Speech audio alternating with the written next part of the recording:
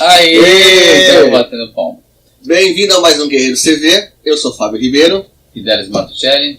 E você está reclamando de eu bater a palma?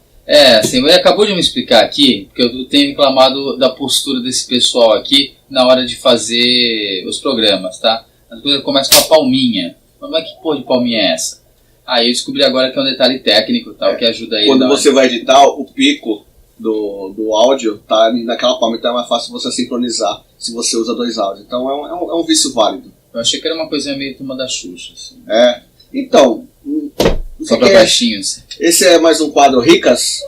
É um quadro Ricas que tem um Pobres, entendeu? Mas tudo bem, vamos lá. Ricas é apenas uma brincadeira que nós pegamos como ponto de partida uma edição muito luxuosa para falar das histórias. Inclusive fica aquele abraço para a Gabriela Orrego, que anda dizendo que a gente está falando muito das edições e esquecendo um pouco da história. Então a gente vai consertar esse defeitinho aí. Sim, eu tô aqui para consertar o defeitinho, entendeu?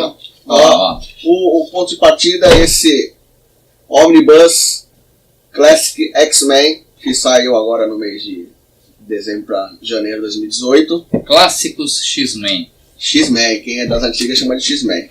Começamos a chamar de X-Men a partir do desenho de 93, né? 94. Isso, quando começou 92, até aqui. Aí as pessoas pararam de falar Wolverine e começaram a falar Wolverine também. Então, do que se trata essa edição? Vamos tentar contextualizar um pouco, vou bancar o Cláudio Basílio aqui.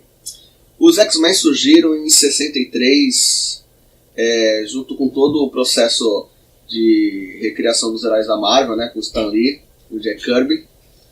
E é o título que menos vendia.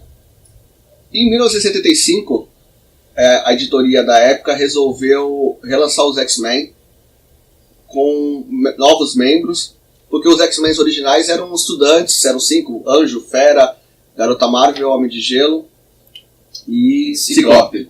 Então eles tinham aquele mesmo padrão, né? Eram estudantes que ficavam na escola do Xavier, defendendo os mutantes e o mundo contra mutantes malignos.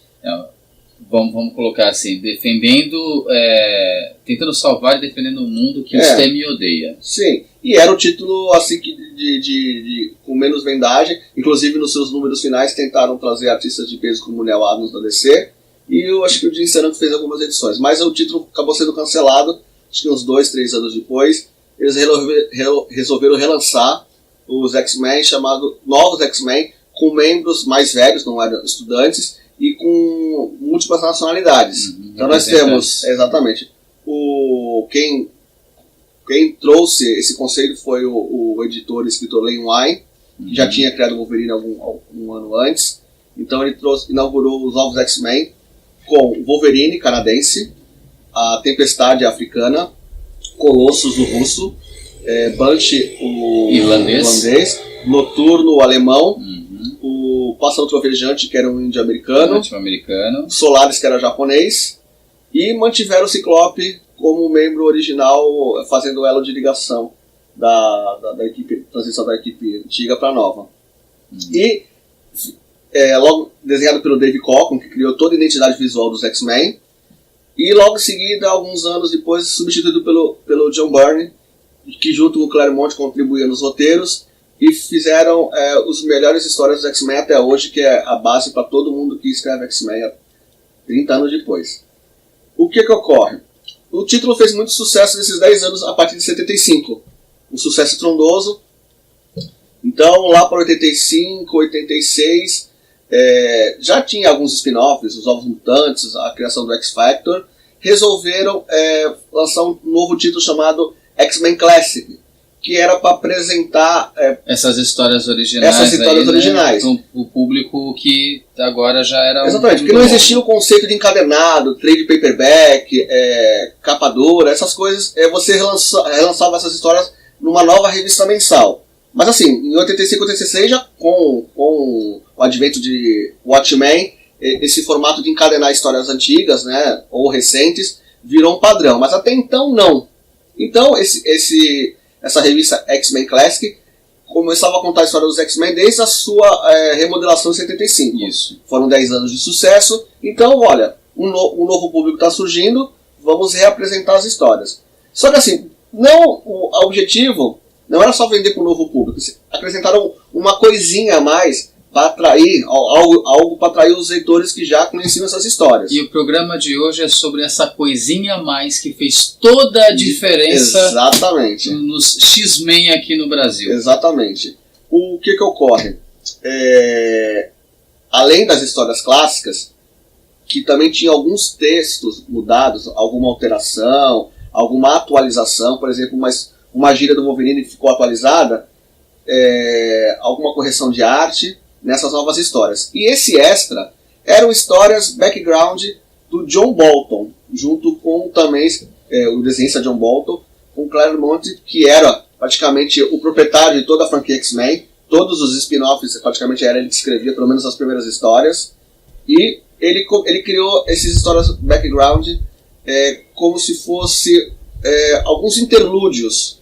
Então, por exemplo, podemos citar na história de abertura dos X-Men, que é republicada nessa coleção, tem uma história chamada A Primeira Noite. Mas antes da gente entrar nesse mérito, agora a gente está bem cronológico aqui, vamos agora assim, falar assim, por que desse programa aqui e por que desse Ricas? Não é só para ele exibir esse ônibus aqui que, assim, numa aposta que já foi feita aqui, ele não vai lembrar, obviamente, essa aposta, mas eu lembro e eu vou levar esse ônibus para casa. Essa coisa linda que está aqui nas minhas mãos é, na verdade, um compêndio dessas histórias que ele acabou de falar. Só que essas histórias, para quem é leitor já de longa data dos X-Men aqui do Brasil, são as histórias que fizeram a liga, fizeram aquela parte que realmente preenche as lacunas de desenvolvimento de personagem. Então, assim, se você pega uma galera que lê X-Men há 20, 30 anos, a partir de material publicado aqui no Brasil, eu posso apostar, e você deixa aqui nos comentários se você também é um desses, eu posso apostar que o que fez com que você se apaixonasse por X-Men foram justamente essas histórias que saíram nessa revista aqui. Então, o porquê disso? A história dos X-Men, a história clássica, do título principal, do único título Uncanny X-Men, eram umas histórias de aventura. E, obviamente, tinha o desenvolvimento dos personagens em segundo plano. E já eram bem ricos, né, esse argumento, esse estilo novelão do Claremont. Só que, ao contar algumas lacunas, ele dava mais substância a alguns personagens. Por exemplo, vou citar essa história que é A Primeira Noite, que é a mais marcante. Por quê? Por exemplo, na primeira aventura, onde aparecem os novos X-Men, tem uma grande pergunta no final da história. O que vamos fazer com 3 X-Men na mansão? Na edição seguinte, já está tudo resolvido. O Ciclope fica líder, os X-Men originais vão embora. E o Claremont resolveu explicar os conflitos, essa primeira noite deles, né? Eles se estranhando, o Wolverine já se interessando pela Jean Grey, o Anjo já tendo uma desavença com ele. O Homem de Gelo teve uns pitis bem infantis. Nossa, esse gente estranha aqui na nossa casa, não quero. Então ele joga uma luz ao que seria as relações interpessoais dos personagens, né, nesse buraco de histórias. Né? Ele resolveu, como se fosse um retcon. Você explica algum diálogo que aconteceu, explica as origens de algumas rivalidades, de alguns amores, de algumas relações de amizade. Então, foi um título longevo, né? As primeiras desenhadas pelo John Bolton. No Brasil, nós tivemos também a revista Classic X-Men, quando os X-Men tinham seu título próprio, mas começou a pegar as histórias bem adiantadas. E com o sucesso do desenho animado, resolveram lançar também X-Men Classic. Saiu nesse formatinho aqui. Normalmente essas histórias elas saíam espalhadas em algumas revistas diversas, às vezes em especiais e tal. Tanto é que em algumas edições nem tem as histórias do John Bolton, né, as histórias do background. Tem as histórias clássicas do Byrne, do Cockrum, e algumas histórias do John Bolton realmente eram espalhadas nas revistas de linha, Super Aventuras Marvel, Heróis da TV... Por exemplo, também, né? Aqui a gente acabou não separando, mas tem uma parte com X-Men no primeiro Super Almanac Marvel da Abril, que trazia Homem-Aranha, X-Men e mais outros heróis e tal. E nesse aí que vem o Pássaro Trovejante 2. Sim, Na mesma época, na revista dos X-Men, saiu a parte aqui com o enterro do pássaro trovejante, que não pode ser um spoiler depois de tantas décadas. Vale lembrar que a editora Abril publicou os X-Men a partir da... Ele contou começou nos anos 80 com a primeira história deles de origem no Heróis da TV, e depois eles avançaram, eles pularam várias edições do David Cockrum e já pularam para, se eu não me engano... Tá chegando perto da Saga da Fênix. Perto da Saga da Fênix. Eles publicaram a Saga do Proteus. Uhum. Então, existia um hiato de histórias, somente da fase do David Cockrum, a mudança do Cockrum para o Burney, que antes tinha sido publicado pela RGE. Então, quando o título dos X-Men inaugurou no Brasil, essas histórias já eram muito antigas e puladas. Então, esse título X-Men Classic era focado principalmente nas histórias originais. Pra gente seria melhor se publicar as histórias originais junto com as histórias do John Ball, nessa sequência. Então, a composição seguiu fielmente esse projeto X-Men Classic. Então a gente ficou também um pouquinho carente das histórias. E nesse Omnibus gringo tem todas as histórias, mais de 50. E aqui nós tivemos uma dúzia só no máximo. Mas né? Como é que você, na época, quando você leu pela primeira vez esses clássicos X-Men, como é que você se sentiu? Então, são as duas histórias marcantes, que é o funeral do Pássaro Trovejante, onde mostra o recrutamento dele para o Professor Xavier, e quando o final do funeral eles conhecem o irmão dele, que é o James Proudstar, que futuramente eles iam aproveitar para ser o Pássaro Trovejante 2, numa história de vingança aí pela morte do irmão. Essa história é muito tocante, assim, não é uma aventura, quando você finalmente sente a morte de um personagem. Porque nós tivemos a fase clássica, a morte da Fênix, todo mundo sentiu, teve uma história de funeral, e o Pássaro Trovejante foi uma notinha de rodapé. Ele morreu nas primeiras edições, e nunca pôde ser explorado o sentimento do resto da equipe, mesmo conhecendo o cara em uma missão. Então, é basicamente isso, porque você lê aquelas edições, o personagem ele parece assim, nossa, que cara mala, cara chato, né? Foi feito mesmo pra morrer e tal, assim. Ele pode até ter sido... Sim, mas é uma tentativa retroativa de dar a devida importância ao ser humano, John Proudstar, né? Ah, agora você falou uma coisa assim que é fundamental. A gente tá falando aqui dos X-Men, eles são mutantes. E aí, por que a gente se importa com isso tudo aqui, com super-heróis e tal? Essas histórias aqui, elas fizeram muitos leitores aqui no Brasil se importarem pra caramba com os personagens da Marvel. Principalmente, obviamente, os X-Men. Mas justamente por isso, porque, gente, isso daqui, esse tijolão aqui, é basicamente os X-Men, salvo raras exceções. Os X-Men trocando ideia. Eles estão batendo papo, estão conversando aqui o tempo todo. Tem a já citada A Primeira Noite, que é justamente a Jean Grey se aproximando do Wolverine, e ali já mostra que ele é um animal destemperado, né? E outra edição que é muito marcante, acho que deve ser uma das suas preferidas, é onde eles moram... Tem até medo. Não, na mansão dos X-Men, porque é sobre o Noturno, um personagem que você gosta muito. Eles moram num condado de Salem, Westchester, e eles, devidamente vestidos e trajados, eles frequentam os pubs, os bares. Eles têm o chamado Bar do Perigo. Exatamente. Que foi trazido com Bar do Perigo. E o Noturno é a única pessoa que não pode simplesmente botar uma roupa, um capote e se misturar com as pessoas. Até num bar, até consegue, mas ele não pode andar tranquilamente na rua sem um aparelho chamado indutor de imagens. Ele consegue parecer o Clark Gable. Essa história. Ele até brinca com isso, que eles transformam no Clark Gable para parecer atraente para as mulheres, né? O Noturno. E o Wolverine começa numa conversa de bar. Pô, você tem vergonha do que você é? Não, eu tenho muito orgulho. Ah, então por que você não mostra a sua cara? Aí ele fala, Wolverine, pra você é muito fácil. Com as mutações dos X-Men, nem todos. Que ainda assim, o Wolverine sendo feio, ele ainda apresentava perto do Noturno. Exatamente. Né? Aliás, essa questão de um mutante que tem aparência bizarra não ter tanta facilidade como tem aparência comum, sempre foi até alvo de diálogo nos filmes, né? Mas, enfim, o Wolverine desafia, faz uma aposta. Já estavam meio bêbados, né? Assim, cara, eu aposto uma caixa de cerveja com você se você tiver a coragem de enfrentar os seus medos e caminhar pela cidade com a sua verdadeira aparência demoníaca. E, obviamente, o Noturno aceita e vai. Aí tem percalços, encontram os moradores da cidade que ficam fazendo bullying com ele, chegando até a agredir. Isso é só um exemplo, né, de como essa questão humana dos personagens, né, era abordada. A aventura se lia na história principal, na que já foi publicada 10 anos antes disso. Então você queria reler, estava na primeira parte da revista. Você queria ler sobre a personalidade dos personagens, a construção dos personagens, mesmo que retroativamente, mesmo que seja um personagem que já morreu, você lia nessas histórias de background. Cara, isso dava um sabor. É um projeto muito bacana de um autor que realmente se preocupava com o desenvolvimento dos personagens. Então o teu preferido foi A Primeira Noite? Cara, na verdade eu estou indeciso se essa do bar é uma das mais assim, tocantes, porque o Noturno também era outro personagem assim, subaproveitado. Eu não sei se eu consigo ter uma preferida disso aqui, não.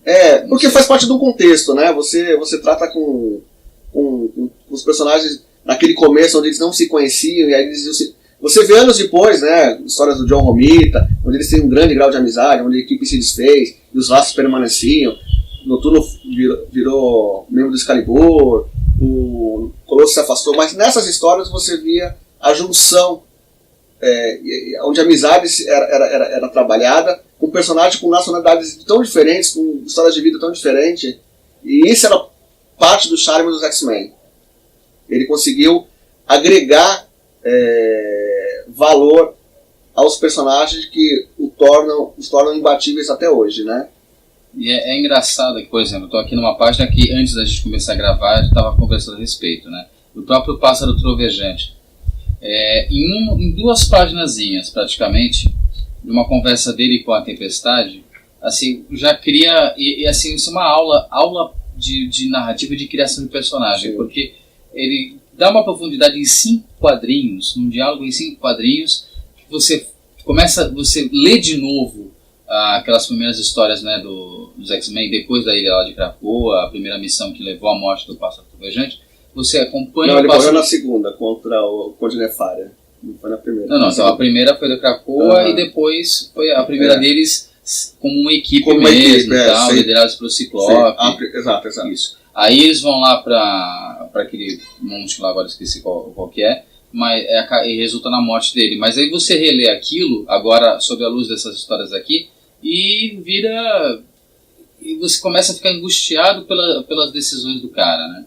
E engraçado, né? Você, nas primeiras nas histórias originais, você não chega a se importar com o personagem, ele morre, pô, que pena.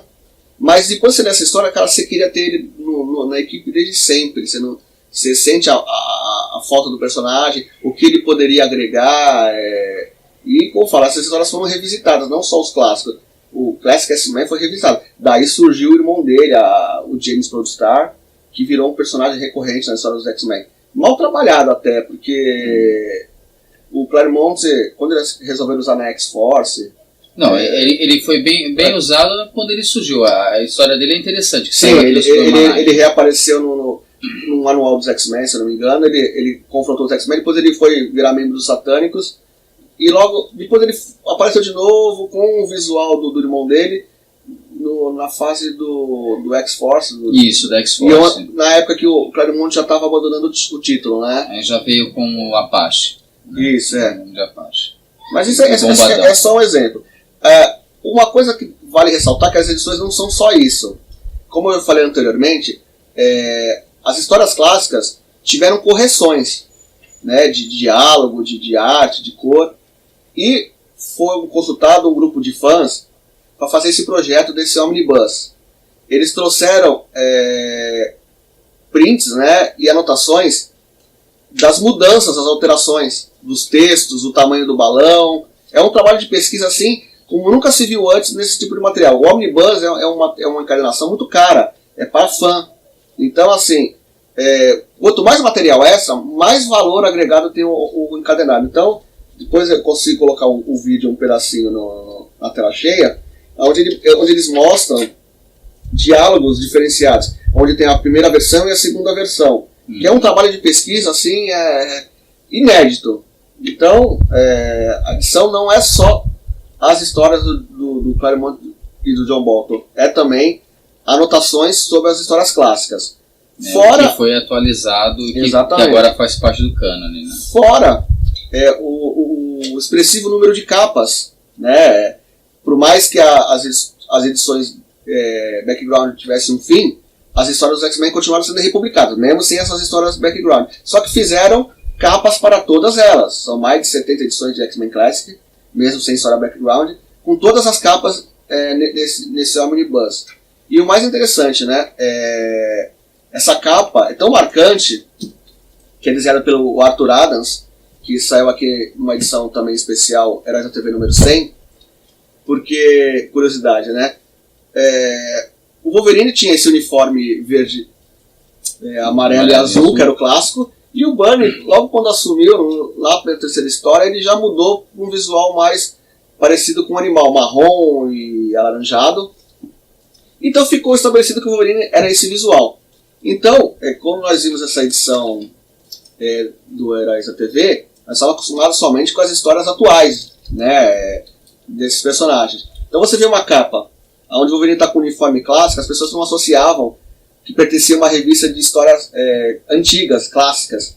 Então criou assim um certo desconforto. Pô, o Wolverine está desenhado errado, está desenhado com o uniforme antigo. Eu não tive essa frescura. Mas eu lembro que teve discussões na época, porque não sabiam que essa capa, achavam que pertencia a uma revista regular, atualizada, não de uma revista em homenagem a clássicos, porque a gente no Brasil não tinha acesso à informação. Então, assim, parecia que o desenho era maravilhoso, uma das capas mais bonitas dos X-Men, vale muito a pena por essa capa, chama a atenção, só que nós, leitores daquela época, sem acesso à informação, criava esse desconforto. Nossa, houve um retrocesso nesse visual. Mal sabia que o Wolverine ia voltar para esse uniforme, por conta do Jim Lee, né? E depois ia mudar mais centenas de vezes. Mas naquela época, as coisas que eram cânone duravam muito, né? Uniformes eram imexíveis, né? Não tinha... a guarda é igual a capa.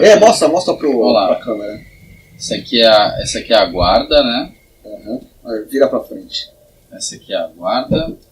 E igualzinho aqui. Isso é uma coisa também, não é comum. Geralmente a parte de dentro é o couro com o logotipo, e dessa vez colocaram a imagem. Sem ilustração. Exatamente. Então você pode guardar a guarda separada para não amassar e manter.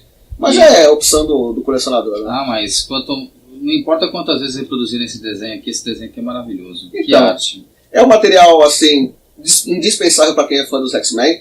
Encheu os olhos, postando no Facebook, um monte de gente está interessada em comprar esse material, infelizmente é caro. Então, o que nós podemos aguardar? A Panini no Brasil já tem um projeto de republicar o material clássico, né? Do Byrne e do Claremont e do Cockrum. Mas uma coleção histórica feita a partir com isso aqui como base? Eu acho o ideal, porque até esse material aqui clássico, ele está incompleto, né? Eles publicaram, falta mais um arco do Byrne, que é uma mistura, a história deles do Crystal Micran, que passa a arte do Cockrum pro Byrne. Então está incompleto, e o ideal seria publicar também toda a fase inicial do Cockrum. Então a Panini tem que primeiro terminar essa coleção de luxo, que tem um acabamento excelente, e depois... Mantendo a faixa de preço, mantendo a faixa. Panini, esse aumento tá feio, hein? 45%, não há desculpa que a gente colhe, não. A gente entende os gastos, mas vamos ser realistas. Porque nós somos colecionadores e abusam um pouco dessa informação, desse fato, para querer meter a faca. Mas a coleção vale muito a pena, e já é um material caro. Eu conheço muita gente que é fã dos X-Men, quer ter esse material, mas os preços já são proibitivos. Só que primeiro a Panini tem que terminar.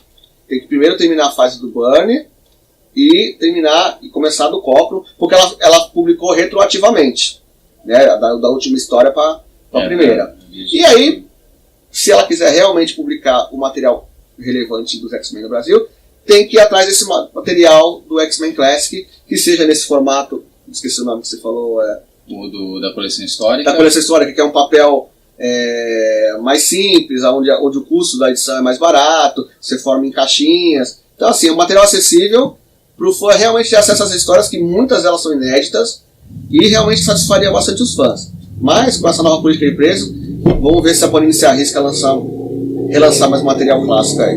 Olha, arrisco a dizer, sugerir, embora não tenha um parâmetro aqui no Brasil, de repente, se a Panini achar interessante reproduzir a partir desse material do Omnibus, a coleção histórica, que colocasse na íntegra mesmo, inclusive com essas alterações e anotações de alterações. Porque seria muito interessante, de repente, resgatar lá como foi escrito aqui, com a primeira tradução feita aqui no Brasil. Isso daria um trabalho, né? Mas... você tem que respeitar o trabalho das pessoas que fizeram, dos fãs que colaboraram para que esse material fosse publicado dessa forma. O que talvez a Panini poderia até sacrificar seriam as capas. Porque realmente você compra quadrinhos no Brasil nesse formato e, pelo menos aqui, ó, cara, um quarto é só de capas. Então, realmente acho que seria meio inviável. Sim. Mas se distribuíssem as capas pelos volumes... Pode ser. Acho viável. Dá pra formar uma coleçãozinha aí, uma caixa ou duas da coleção histórica. Se colocar as capas, dá 2 caixas. Assim, uma coisa que eu gostaria de salientar também, né? A gente fala aqui às vezes, parece que é voltado a um público também da nossa idade, e não uma molecada nova aí que está lendo agora. Né? Tem muita gente começando a ler agora, e também não somente gente nova, mas gente já também da nossa idade, mas que está começando agora nos quadrinhos, que procura normalmente capa dura, esse tipo de coisa. Assim, eu sei que é um ricas, mas vamos falar da parte pobres, que a parte pobres também é legal, porque isso daqui a gente encontra bastante em sebo ainda, viu? Sim. E esse é o momento agora de aumento de preços, né? Então, exatamente. Esse momento de aumento de preços é o momento ideal de correr atrás desse material que é barato. E achar os montes nos sebos. Isso. E que tem muitas histórias boas, às vezes o texto é assassinado um pouquinho, mas vale muito a pena adquirir esse material aqui. Até mesmo porque é muito interessante que você tenha um material barato e acessível para você ler essas histórias, e aí você vai pensar realmente se você quer comprar. Exatamente. Não seja daqueles leitores novos ou velhos que compra apenas pela lombada para deixar bonito na estante. O objetivo desse programa é você indicar bons materiais para você ler.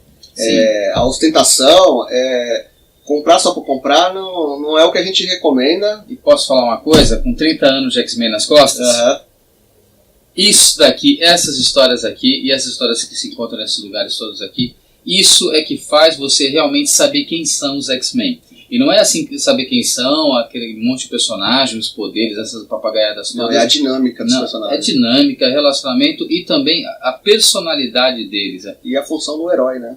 Justamente, vamos pegar, por exemplo, a gente está chegando rumando aqui para o fim, mas para salientar, eu acho que se eu for realmente escolher uma das principais histórias para mim é do enterro do John Prunestad.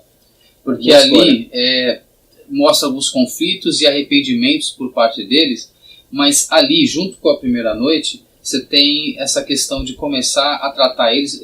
Por exemplo, eu não penso, há muitos anos, há mais de 2 décadas, eu já não consigo mais pensar em termos, o Ciclope, o Wolverine, o Noturno. Não, para mim é o Scott, é o Logan, exato. É o Kurt. E assim, tudo bem que depois de muito tempo, né, vocês estão pegando essas histórias mais recentes, tem personagem que morreu 3 vezes, morreu 4 vezes, isso pra mim desgasta muito. Exato. Mas se você tem aquela coisa, limpa a sua mente, começa a ler dessa época em diante, até chegar um pouquinho lá perto do Massacre de Mutantes, como é que é o nome daquela saga mesmo, onde eles enfrentam o adversário, a queda dos mutantes. Indo por aí, desse comecinho até é muita história, mas que você se apaixona de uma forma que quando acontece alguma coisa de ruim com os personagens, nossa, era algo assim de você ficar... Era memorável, né? Nossa. Então, não tem erro. Quer ler X-Men? Quero começar... A dica comece com os novos X-Men de 75. Essa é a dica. E vá até a fase, como ele falou, da queda de mutantes, que é o filé mignon dos X-Men. E você quer saber quem são eles e se apaixonar pelos personagens, são essas histórias aqui que foram publicadas junto com a republicação de X-Men. Bom, espero que nós tenhamos acrescentado um pouco de informação, matado alguma curiosidade aí sobre a qualidade da edição e onde buscar essas histórias. Se você tiver alguma pergunta, alguma sugestão, deixa aí no vídeo, material, deixa aí pra gente. Dá o like, seu joinha, compartilha o vídeo. Ajude a gente a ficar famosinho. Brincadeira.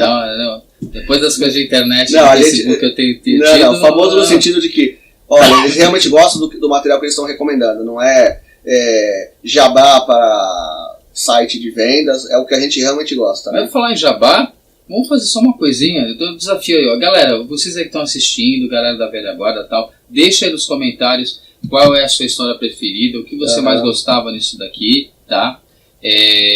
Por exemplo, os artistas que estão envolvidos aqui nessa edição vão de Jim Lee até o John Bolton. O John Bolton também que vai ser publicado agora também pela POC Nanquim, no Marada. Mas assim, galera também que trabalha com sebo. Os nossos amigos e parceiros da Santos Comic Expo que são de sebo e tal. Digam aqui o que vocês têm, se esse material sai muito, coloca aí e tal. Comentem aí a respeito do material que vocês têm. De repente a gente pode fazer uma visita também e falar sobre isso. Bom, ficamos por aqui. Até o próximo programa. Obrigado aí, galera. Guerreiros!